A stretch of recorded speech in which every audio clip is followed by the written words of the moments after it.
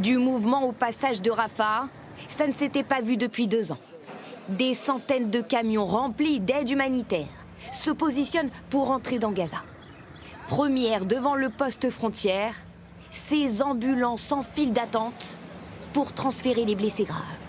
Mais avant, contrôle obligatoire, ils sont exigés par les Israéliens. Le passage de Rafah est le seul moyen pour rentrer ou sortir de Gaza sans passer par Israël.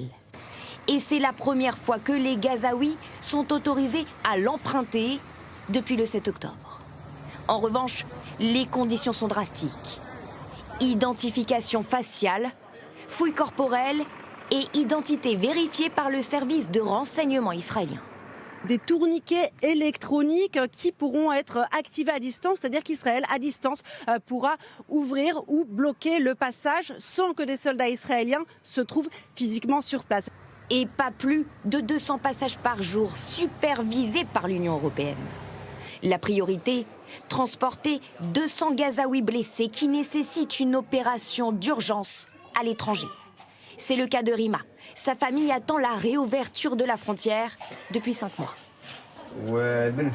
L'état de ma fille s'aggrave. Même si elle se fait opérer tous les jours, encore et encore,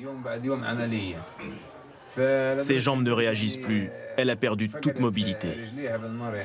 Blessée par balle, c'est son seul moyen de récupérer ses jambes. C'est ce que je souhaite, me tenir debout sans béquille. J'aimerais ne pas avoir à rester assise sur cette chaise. Depuis l'accord en octobre dernier, le cessez-le-feu a été violé quasiment chaque jour. Selon le Hamas, près de 500 personnes ont été tuées depuis le début de la trêve.